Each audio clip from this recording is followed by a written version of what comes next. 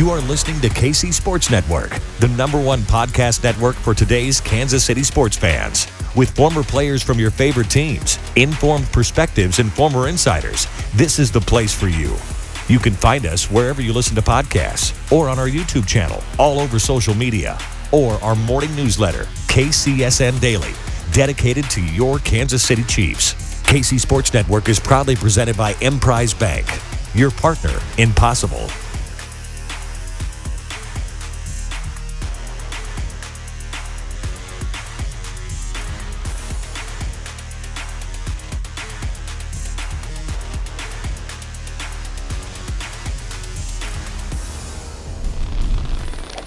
KC Laboratory, sponsored by Emprise Bank. What's up, everybody? Welcome to the KC Laboratory, brought to you by Emprise Bank. Listen, Emprise has told you time and time again that where you bank is not as important as who you bank with. Emprise Bank has the ability to do it through your computer, your phone, your watch. They can help you achieve your goals from wherever you are, just like Emprise Bank is helping us achieve our goals here at the KC Laboratory and at KCSN. They are our partner in possible. Emprise Bank, member FDIC. We really appreciate them, and I really appreciate Derrick Johnson joining me this week on the KC Laboratory. It's been a little while, DJ. You know, we were doing film breakdowns during the season with our buddy Mike DeVito here. I asked you to come on here and talk a little bit, but first, I wanted to ask you real quick about this. You are nominated for the College Football Hall of Fame this year. I mean, what kind of honor is that? I mean, how awesome is that to hear that your name is thrown around in consideration for such a thing?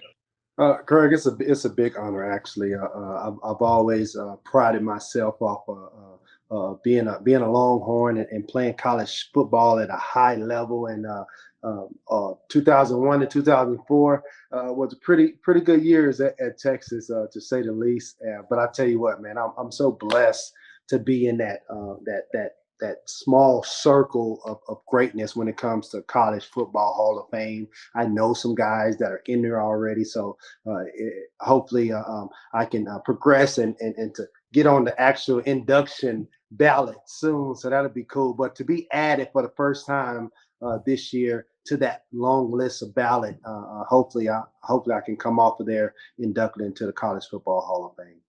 Well, I mean, as far as Chiefs fans consider, like, you're in our minds. Like, you're definitely in our minds. Like, I'm not stretching too far here by saying Thank you. Ring of Honor, future Ring of Honor. I'll put my reputation on it there, Chiefs Ring of Honor. So, but this offseason, I wanted to talk to you a little bit about this because the defense has gone a huge overhaul here. They drafted a whole bunch of guys in the secondary, added a whole bunch of free agents in the secondary. They lost guys like Tyrann Mathieu, Charvarius Ward, Dan Sorensen. They have turned now, to a first-round defensive end, first-round cornerback. They lose Anthony Hitchens.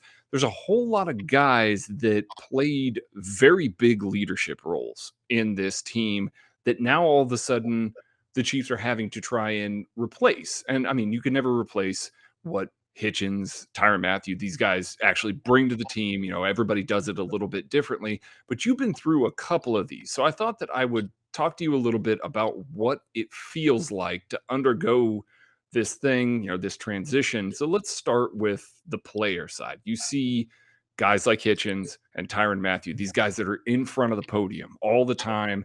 They are the guys that are very well regarded. They are the guys that are called the leaders of the defense, are now going out and being replaced by younger players. Nick Bolton's on this team. Justin Reed was brought in as a free agent. In your experience, when you see those sorts of guys move along, is there a transitional period before some of these guys step up? Or do you see guys that are just kind of ready to go, that are raring to step in there and sort of claim some of those leadership roles, calling everybody, getting everybody on the same page? Or does it happen a little more organically, like through camp and OTAs? Well, the good thing about the NFL is you can have a quick turnaround. That's just how it is. It's not college. You don't have to wait, for guys to develop. Obviously, young guys do develop throughout the NFL, but they're going to be asked to play and play at a high level early, and nothing's wrong with that. What it's going to do is test the coaching staff to get everybody on the same page. Every year is different because I mean you get new acquisitions all the time. Every year is a little different. Some Pro Bowl players stay, some Pro Bowl players leave. I mean, that's just what the NFL is. But how you respond to that adversity is going to be a big key on our success. And we I like to call ourselves we're a veteran team. Veteran team meaning we know how to win. We know how to figure things out during tough times. We won a lot of games that way. And you got Andy Reid at the top of the food chain. So when you got him, things are going to come together quicker than other teams because everybody's dealing with this. By the way, this is not just a Chiefs deal. But I tell you what, I'm still excited to see these young guys step in, like Reid, and certain guys step in the draft picks because doing the training for OTAs now. And then they'll break for a little bit, then go to training camp. That's the big key right there. It's all about building a chemistry, especially with new guys, especially in the secondary. I mean, they have to be on the same page. Everybody does. This is the ultimate team game. But I tell you what, this is going to be it's going to be a challenge. But we got Pat Mahomes and we have Andy Reid. Chris Jones. We're not putting it all on them, but. There's a good foundation there. There's a good foundation there.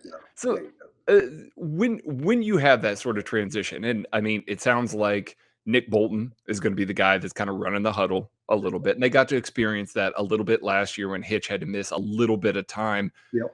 How much of an adjustment is that as a player to hear a different guy, even just spitting out the stuff in the huddle, adjusting to the cadence, adjusting how they do things, like when there's motions and they're calling things out?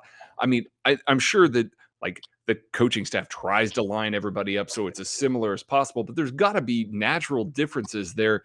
Did you ever encounter that, like when you guys had to switch through some of those play colors, or even when you took over some of that stuff and were having to spit out some of that in the huddle? Did you feel like you had to adjust things so that everybody was on the same page? Yeah, absolutely. When you got guys like Tyrann Mathieu that's not on the team anymore, he's an extra set of hands out there on the field. When I'm a linebacker, I'm looking at him. He's reminding me stuff. I'm like, oh yeah, hey, motion this way. We calling different stuff. So when you don't have him, the more onus goes on the defensive line or the linebackers in Bolton. I tell you what, just to give Bolton some credit, Nick he's a smarter player than I was when at his age, because I see him do a bunch of things out there on the field, being a game manager, being that quarterback, taking presence early and often, mentally. Of course, he can run around and stuff and make plays, but I'm talking mentally. He's a step above me early in my career. Now I caught up, after a few years and was really blessed in that area mentally to make it all stick together. But I tell you what, man, they're in good hands with Nick, and I mean, especially Willie will be beside him. I mean, we're gonna have some pass rushers. I mean, secondary wise, we'll find the right guys, because at the end of the day, this is a passing league. It's a league. It's not an I formation league. It's not a 22 personnel, 21 personnel. This is a get your dime and get your nickel out on the field and try to stop us, and it'll be first down. And we may run RPOs, we may do all that stuff, but this is a passing league, and our secondary, we'll find the right pieces, but chemistry needs to be key. Yeah, and that's important. And what you were saying about Nick Bolton there, for those of you who may are just subscribing to KCSN or saw DJ pop up in your timeline here and are unaware, go back earlier this season in the YouTube page. DJ and Mike DeVito broke down the defense through the back half of the year there, and you hear DJ and Mike talk about the progression that Nick Bolton was making and some of the things, like you can see exactly the ways that he was showing how smart he was and all of that. So yeah, no, I agree. I think that they're going to be in good hands there. When you talk about development, player development, like you said, you're not at the college level. These guys are coming in. They're more or less veterans. They know the way that things largely need to be done. But there is a new linebackers coach, and he was a defensive line coach. Brendan Daly last year moves to linebackers coach. Joe Cullen comes over from the Jacksonville Jaguars as the new defensive line coach, primarily from a 3-4, but has done some 4-3 stuff as well. Brendan Daly was the run game coordinator, a guy that was responsible for run fits and setting up all that stuff for the defense. Now is moving to linebacker with a lot of young guys. Like you said, you got Nick Bolton, you got Willie Gay, you got a new guy, Leo Chanel, playing the Sam linebacker, who's just also a ridiculous athlete as well. So there's going to be a lot of speed on the edges. We've talked a little bit about positional coaches and how important they are to this team and to your position group. That's another new voice. So I know that he's been with the team before, but do you think that there's going to be a transitional period? Do you think that there's going to be a moment where things are going to click a little bit better? Or does that stuff sort of happen in OTAs and in camp that everybody gets on the same page? Like you said, the chemistry element of all that, does that happen early on, or is it something that you kind of figure out throughout the year? No, just because he's been on the team, so he's been on the defense. He knows the defense in and out, being the defensive, the run coordinator, and now being able to move to the linebackers coach. I tell you, he'll step right in. Guys already respect him, so it's not a deal where you try to learn a personality or learning this guy, or learning that guy.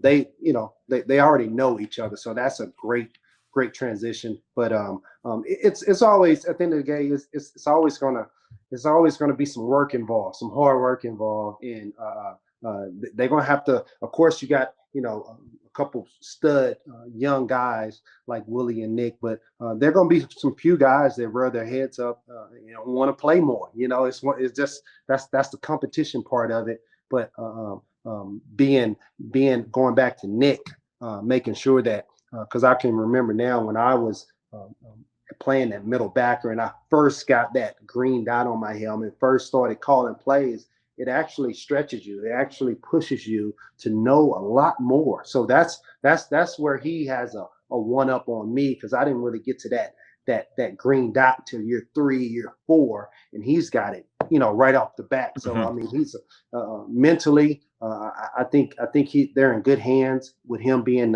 Nick being in the middle of the defense. But again, I can't wait to and I don't know if I can do it this year, but I just want to go to training camp. Training camp, man, you see so much growth. You see so many little things in training camp, because it's you got individuals, then you got the inside drill, you have 7-on-7, and you got team, and I mean it's all kind of stuff. So you can see a lot of things, and there's a lot of coaching going on. A lot of guys going to fall down. A lot of guys going to rise to the top. So I'm kind of getting excited about training camp. I don't know why. I always, every year, even my last year, get excited.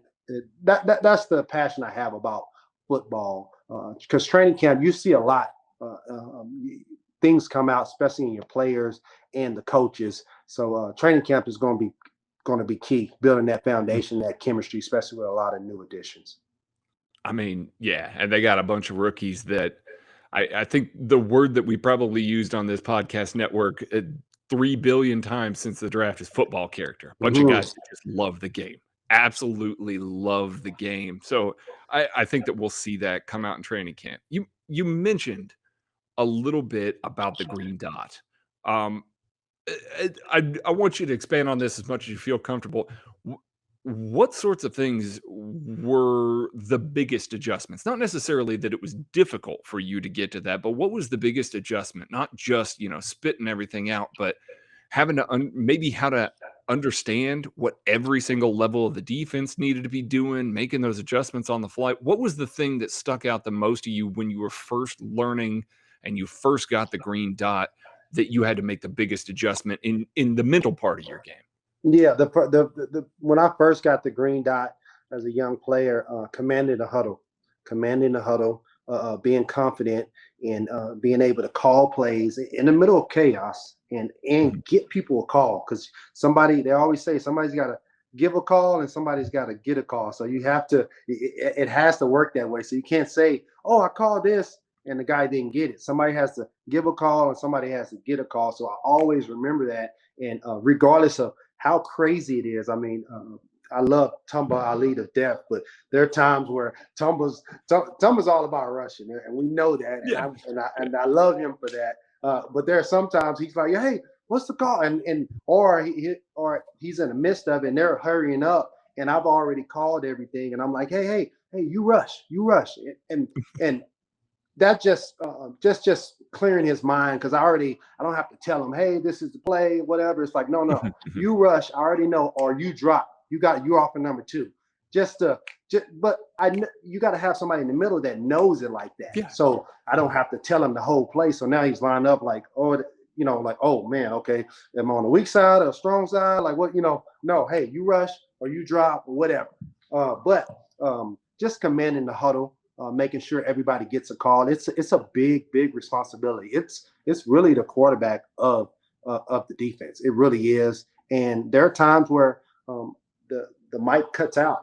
It cuts out on you, and you're like, oh man, you got to make a call, and you have to go over those scenarios with the coaches before the games and say, hey, what's a default call? If we're in nickel, what's the default call? If it's second down, if it's third down, if it's short, what do you want me to do?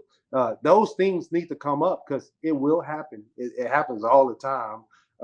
But at the same time, being able to be in shape, you got to be a dog in the middle to call the plays and not call it with your mouthpiece in your mouth. And it's a lot of things going on. You have to be able to be comfortable during chaos and be confident. And we got some players that can do that. So, but it is a lot. It's a lot.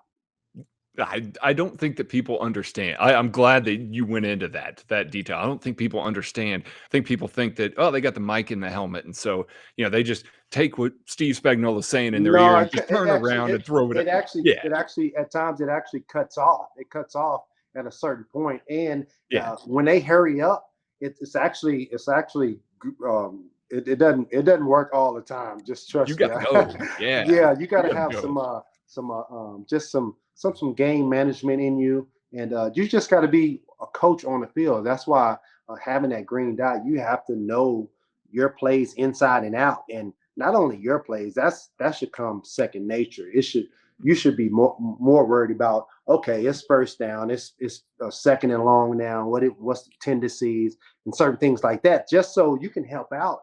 You got defensive linemen that only think about rushing the passer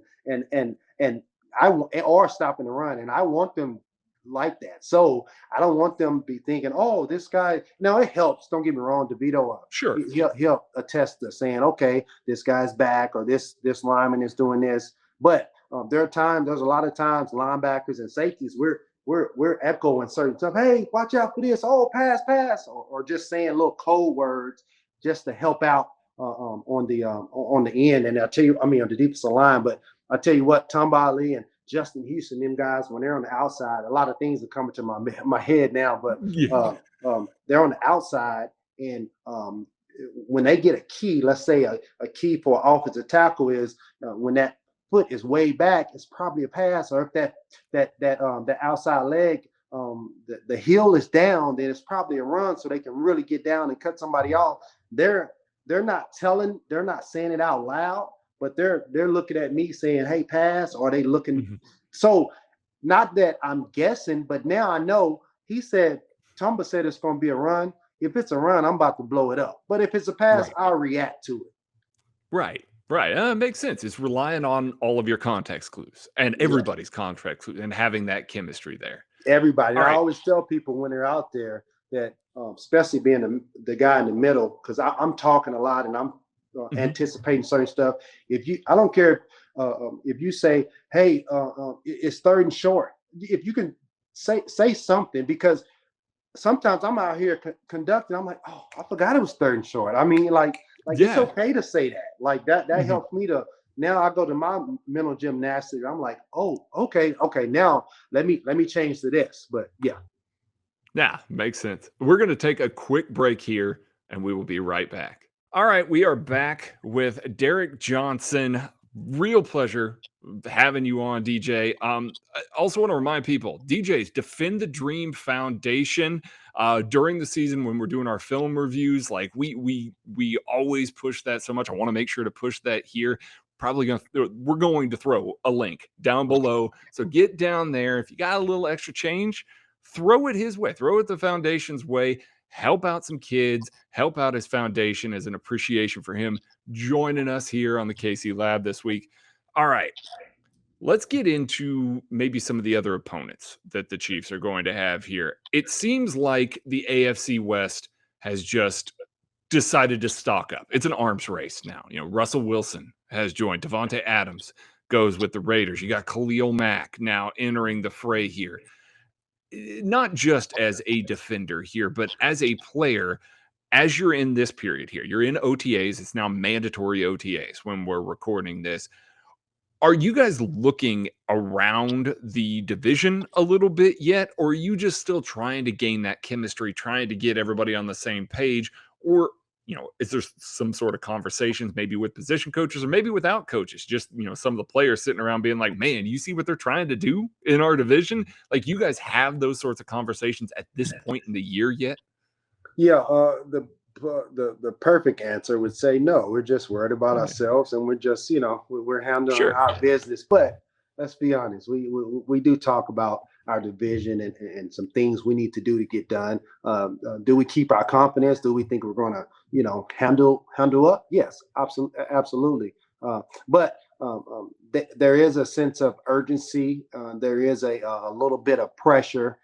Positive pressure, because we can obviously get the job done to make things work, and our chemistry have to be even more, because this is not the different team that doesn't really have that type of quarterback that you're not relying on. The Chargers are getting better especially with the young quarterback they have and the defense they have, and now the Raiders is not the up and down Raiders. You're like, the Raiders is a team you gotta handle. You gotta go in and really physically beat them, and for them to have Adams now, which gives them more firepower under a veteran quarterback. But I still got my money on the Chiefs. Oh yeah, of course you do. Until Andy Reid loses one of these, I mean, the smart money's there. Smart money's there. I just think it's very interesting to watch how the focus for all these other teams has been to load up. You're spending big money on pass rushers, big money on receivers, spending all this money, and the Chiefs appear this season, trading away Tyreek Hill, letting Tyrann Mathieu walk, letting Anthony Hitchens walk, kind of seeing some of these moves have made a concerted effort to get younger. And I think that we've seen with Brett Veach, throughout his tenure as general manager, he has done some of those things in the past, but it seems like even more hyper-focused on that. Do you think that that's more of a, hey, we're going to zig when everybody else is going to zag? Like, they're trying so hard to hang with us. And we know that we've got Mahomes. We know that we got Chris Jones, Frank Clark, these guys on defense that are going to be, reliable options for us. Travis Kelce is going to be a reliable option. Let's try and save a little bit of money, get a little bit younger, knowing that those teams are going to have to pay all this money out over the next 3 or 4 years. Maybe won't have the assets to hang with what the Chiefs can do going forward. Yeah, Craig, you just said that's it. That's actually the game plan. Being able to get younger and win at the same time. That's kind of the ideal way to manage an NFL team. I'm not an owner, obviously, but just been over it. Been through it for 14 years. I know that if you can win and get younger, I mean, that's kind of that's going to set you up for the long haul. You can win for a long time, and the Chiefs seem to have the ingredients to do that. But yeah, it's a man.